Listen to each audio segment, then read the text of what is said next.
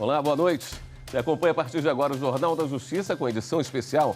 Hoje vamos mostrar os destaques de 2019 do Conselho Nacional de Justiça. Um provimento do CNJ facilitou a correção do sobrenome dos pais nos registros de nascimento e de casamento dos filhos. Agora não é mais preciso ajuizar uma ação, basta pedir mudança em cartório. E você vai ver também.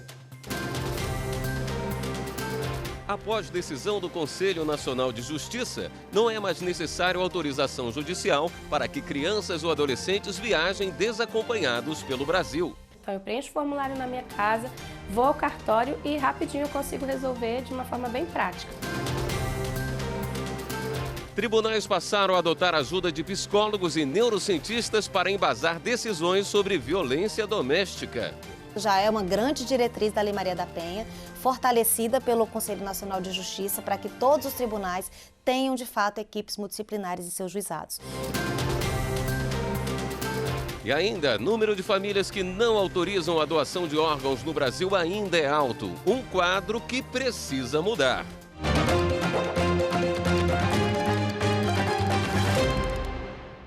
Em 2019, um provimento do CNJ facilitou a correção do sobrenome dos pais nos registros de nascimento e de casamento dos filhos.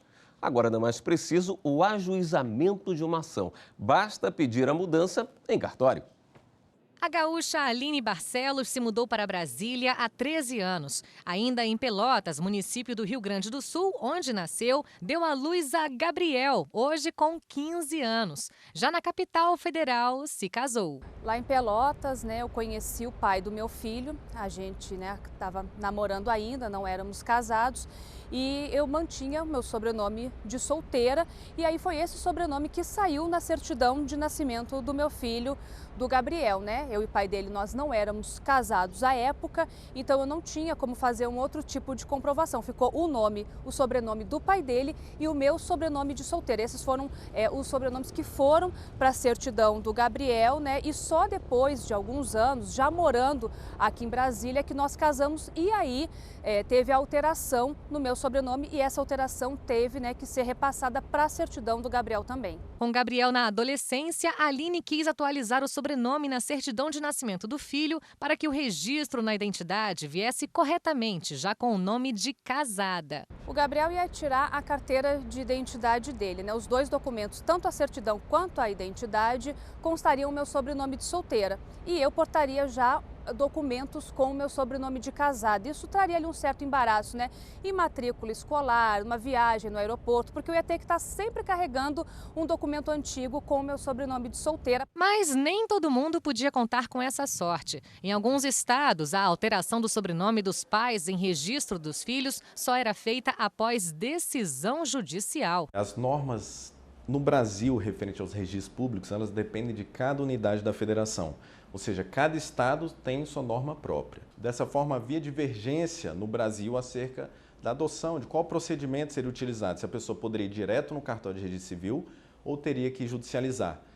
Nesse ponto, foi muito importante a introdução desse provimento 82 do Conselho Nacional de Justiça. A boa notícia é que o CNJ estendeu essa facilidade para todo o país. Um provimento padroniza casos como o da Aline. Alterações no sobrenome dos pais, nos documentos dos filhos, em casos de separação, casamento, viuvez e divórcio, não precisam mais de ajuizamento de ação. Basta comprovar o vínculo e levar o registro ao cartório. A sociedade ganha porque essa resolução faz parte da desburocratização do Brasil.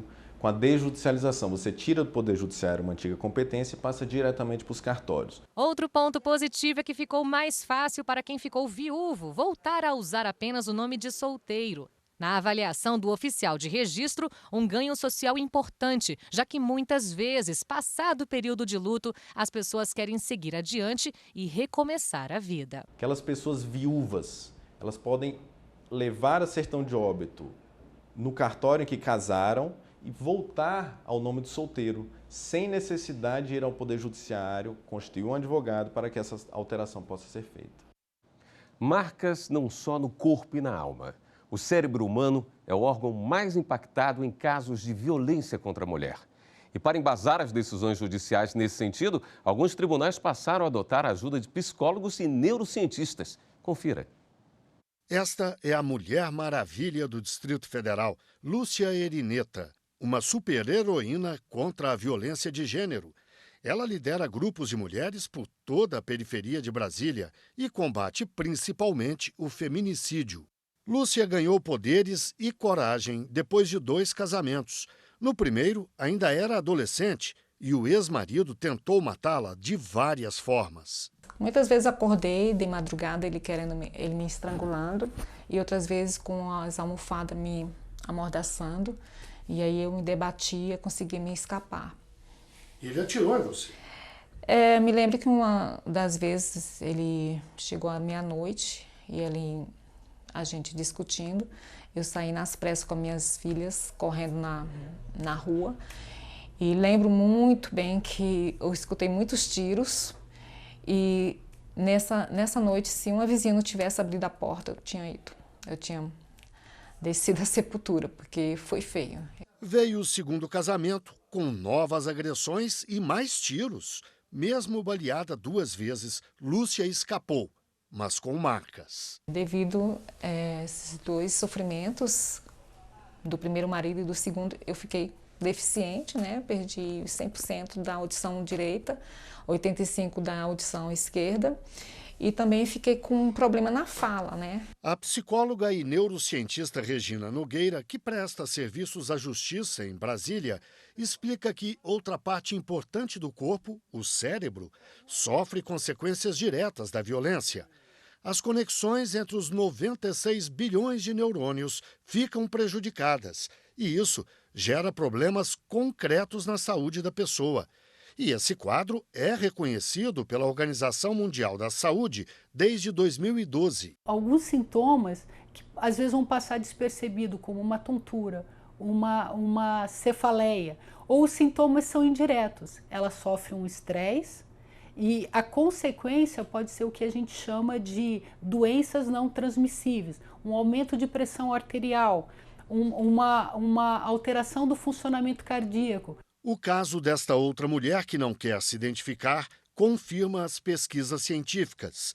Anos depois da separação, ela ainda tem um forte medo do ex-marido porque apanhava muito e também foi baleada. Eu tive, assim, algumas depressões, alguma ansiedade, tinha dia que eu não tinha vontade de levantar da cama, de sair, de ir trabalhar, entendeu? Eu queria ficar só no canto quieta, fechada, no escuro, né, chorando. Então, assim, muitas vezes eu levantei para trabalhar e eu me arrumava, mas eu não conseguia ir.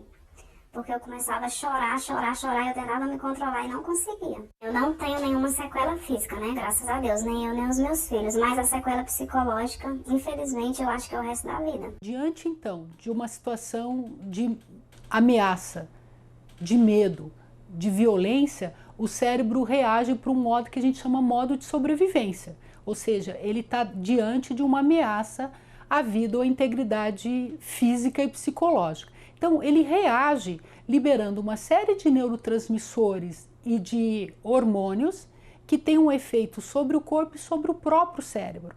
Dependendo a intensidade, a duração desse efeito, você desorganiza o próprio funcionamento do cérebro. É por isso que, cada vez mais, a justiça tenta se apoiar na ciência.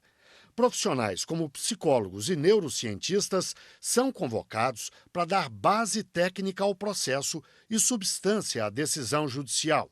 Isso permite o acolhimento e tratamento da vítima, a credibilidade da palavra dela, a valoração da prova, a caracterização do estupro e a responsabilização do agressor. Já é uma grande diretriz da Lei Maria da Penha, fortalecida pelo Conselho Nacional de Justiça para que todos os tribunais tenham, de fato, equipes multidisciplinares em seus juizados. Então, eu posso receber um estudo de caso com um parecer técnico que a equipe diga qual é aquela dinâmica relacional, quais são os fatores de risco, quais são os fatores de proteção daquela vítima, assim como eles também podem falar nas audiências. Outra boa notícia pode ser constatada no caso da Mulher Maravilha.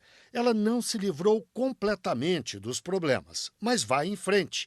É que muitas vezes as sequelas cerebrais são reversíveis. Eu luto até hoje, né? Eu sou uma vitoriosa, graças a Deus. Estamos aí para a gente abraçar essa causa e salvar muitas mulheres, né? E no próximo bloco, assédio moral no trabalho. Só em 2018 foram mais de 56 mil ações na justiça. Tem a igualdade, sem diferenças, por questão de classe, por questão de etnia, por questão de respeito.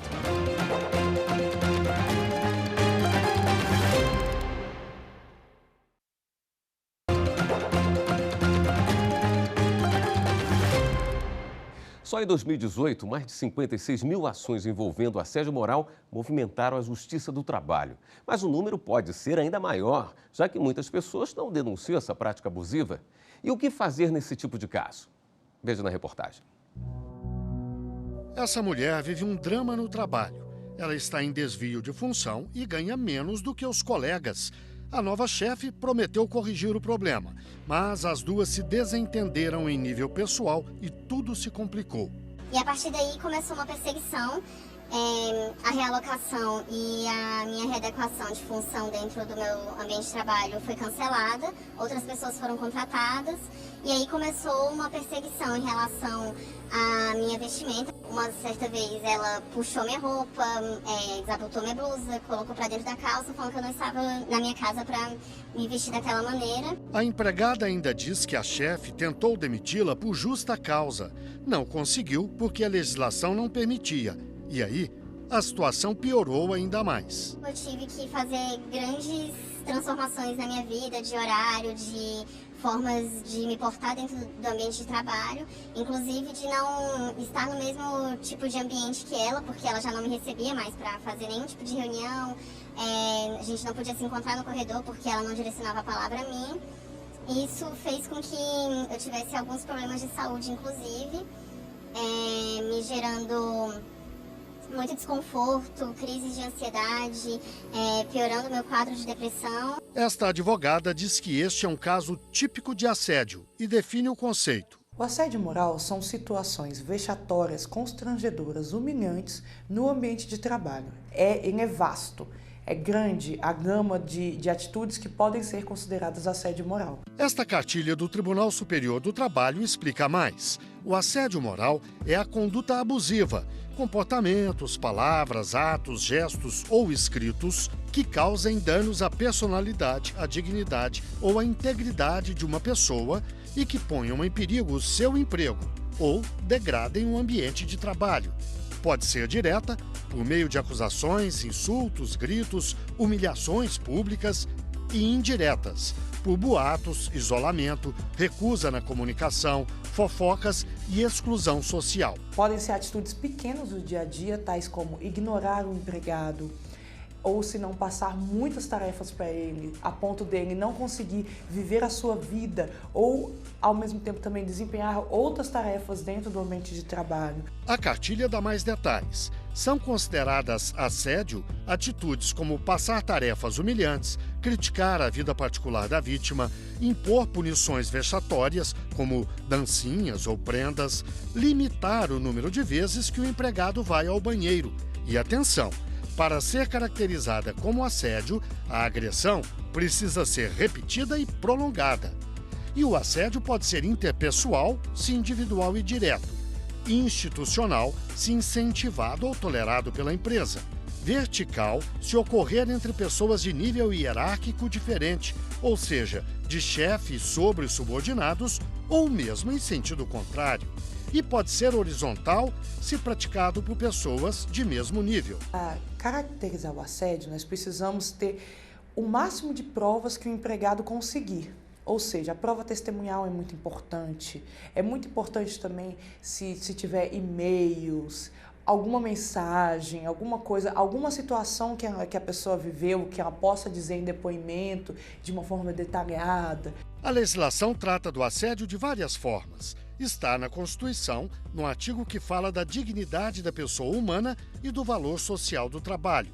No Código Civil, no trecho que trata de danos morais. E em vários itens da lei que rege os servidores públicos. E o que a vítima pode fazer? Por exemplo, anote detalhes, como a hora e o local do assédio, e liste testemunhas. Busque a ajuda dos colegas. Comunique a situação ao setor responsável na empresa ou ao chefe do chefe. Procure o seu sindicato. avalia a possibilidade de ação na justiça. Porque no ambiente de trabalho, o maior medo advindo do assédio moral é a demissão. E aí, quando você teme ser demitido, você se submete a essas situações vexatórias. Então, o interessante é colher o máximo de provas possível e conversar com um especialista para poder entrar na justiça. O assédio moral ele pode reverter a justa causa e ele também pode ensejar o que a gente chama de rescisão indireta, por justa causa do empregador. Licença casamento, licença gala ou nupcial, as denominações são várias, mas a importância de uns dias de folga depois do casamento é uma só. Saiba quem tem direito e o que é preciso fazer para solicitar essa licença.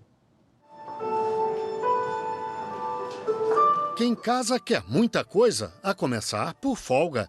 Gabriela e Gustavo trocaram alianças e saíram de viagem imediatamente. Quando a gente tem esse momento, tem que ser um momento diferente em nossas vidas. Não pode continuar tudo no rumo normal. Caso um dia amanhã eu estou trabalhando normal, como se tivesse acontecido nada, né? Então é uma coisa muito importante e essencial. Essa folga que os noivos ganham tem vários nomes: licença casamento, gala, nupcial ou matrimônio. Mas e a duração? São 3 dias consecutivos para esses trabalhadores, empregados regidos pela CLT. Seja os empregados das empresas privadas, seja até os empregados das empresas públicas, ou empresas de economia mista, Banco do Brasil, Correio. Então, são 3 dias consecutivos. Pegar a certidão de casamento, que sai no mesmo dia, e aí entrega na empresa, e aí a empresa considera 3 dias consecutivos. Geralmente, o que acontece é que eles aceitam o dia próprio do casamento, mais os outros 2 dias, né? O artigo 473 da CLT, que trata desta e de outras situações de folga remunerada, só fala da duração da licença para os seletistas, claro. Outros trabalhadores estão sujeitos a outras regras.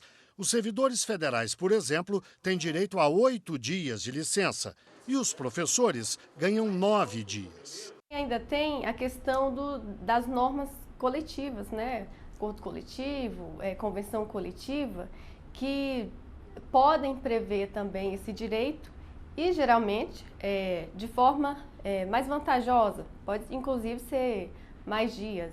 Como a lei é vaga, as dúvidas são resolvidas pela jurisprudência. Por exemplo, a licença deve começar no primeiro dia de serviço do trabalhador após o casamento, ou seja, quem nunca trabalha aos domingos e se casa no sábado deve folgar a partir de segunda-feira. Se a pessoa se casa durante as férias, perde direito à licença. As uniões estáveis também dão direito à folga. Tudo isso vale ainda para uniões ou casamentos LGBT. E também não está na lei, mas os especialistas recomendam. O trabalhador deve avisar a empresa que vai se casar com pelo menos 30 dias de antecedência. Praia, né? Curtir, aproveitar, cansar também, né? E descansar. E no próximo bloco, o número de famílias que não autorizam a doação de órgãos no Brasil ainda é alto. Justiça é garantir que todas as pessoas sejam respeitadas e tenham dignidade.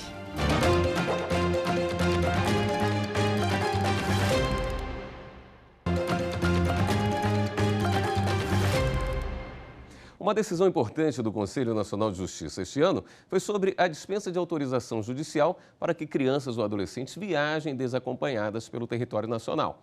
Assim como em relação às viagens internacionais, agora basta apenas a autorização dos pais ou responsáveis com firma reconhecida em cartório. Esta medida ajuda a desafogar o judiciário. Acompanhe. É só ter uma folguinha na agenda ou um feriado prolongado que o ritual se repete. Dobra a roupa, aperta os objetos, confere se tudo o que precisa está na mala. Mas tem uma coisinha que, se faltar, Vitória não consegue viajar. E isso nem depende dela. Como a adolescente só tem 13 anos e vai para outro estado sem os responsáveis legais, no caso dela os pais, seria necessário ter uma autorização especial emitida por um juiz. Uma burocracia só. Mas isso mudou, graças a uma decisão do CNJ, que foi tomada para reduzir as demandas e desonerar o judiciário. Para a Vitória viajar desacompanhada antigamente, a gente precisava ir até a Vara da Infância e da Juventude. Com essa modificação, ficou bem mais fácil, porque a gente tem acesso a muitos mais cartórios do que acesso à Vara da Infância e da Juventude, né? Então eu preencho o formulário na minha casa, vou ao cartório e rapidinho eu consigo resolver de uma forma bem prática. A dispensa da autorização judicial vale apenas para as viagens feitas dentro do Brasil. Para os menores de idade que vão para o exterior, a regra não muda e a autorização de um juiz continua necessária nos casos previstos em lei. Nas viagens dentro do território nacional, o procedimento está bem mais fácil. Basta que o responsável pelo menor preencha um formulário disponível no site do CNJ e faça o reconhecimento de firma em cartório. As autorizações seguem basicamente 2 modelos que contêm a identificação do responsável, a identificação do menor e pode ou não ter uma ressalva: autorizar a circulação do menor desde que é acompanhado. Aí tem outro campo, que é a identificação dessa pessoa. Essa resolução 295 do CNJ, com base na lei de desburocratização, ela afastou a necessidade da autorização ser judicial. Por quê? A necessidade de autorização judicial fez com que as demandas no Poder Judiciário para que fossem obtidas as autorizações para que os menores pudessem viajar, aumentasse de forma significativa, criando, além de um processo muito burocrático, demorado, atrapalhando muitas vezes outros processos em trâmite nas varas da juventude, também custo desnecessário aos cofres públicos. E já tem gente de olho na novidade. Como ficou menos burocrático esse tipo de viagem, as agências de turismo estão de olho nessa fatia de possíveis clientes. Nessa agência de turismo em Brasília, as viagens de menores de idade respondem por 90% do faturamento da empresa. As pessoas eram instruídas a ir no juizado, fazer uma autorização que o próprio juizado fazia na hora. Hoje em dia você já tem essa informação mais fácil pela internet, você consegue já pegar o formulário, ir ao cartório e reconhecer uma firma de uma viagem que desburocratizando um pouquinho aquela lei anterior. Então, hoje está mais fácil de fazer essa autorização do que era antigamente. O número de famílias que não autorizam a doação de órgãos no Brasil ainda é alto. Preparamos uma reportagem especial para que esse assunto seja desmistificado e esse cenário mude. E o mais importante, que salve vidas. Elaine não pode fazer grandes esforços, mas a saúde vai bem, muito melhor do que há 4 anos. Na época, ela tinha doença de Chagas e estava na fila de transplantes à espera de um coração. A agonia e o medo foram embora quando o médico anunciou que um órgão estava disponível. Quando ele me falou isso, foi um alívio tão grande que aquele desânimo, aquela entrega para a morte que eu estava tendo, passou assim no piscar de olhos e revigorou a mulher forte, a guerreira, e falou: não, esse coração vai estar saudável, esse coração vai ser meu e vai dar tudo certo. E deu. E deu, graças a Deus deu.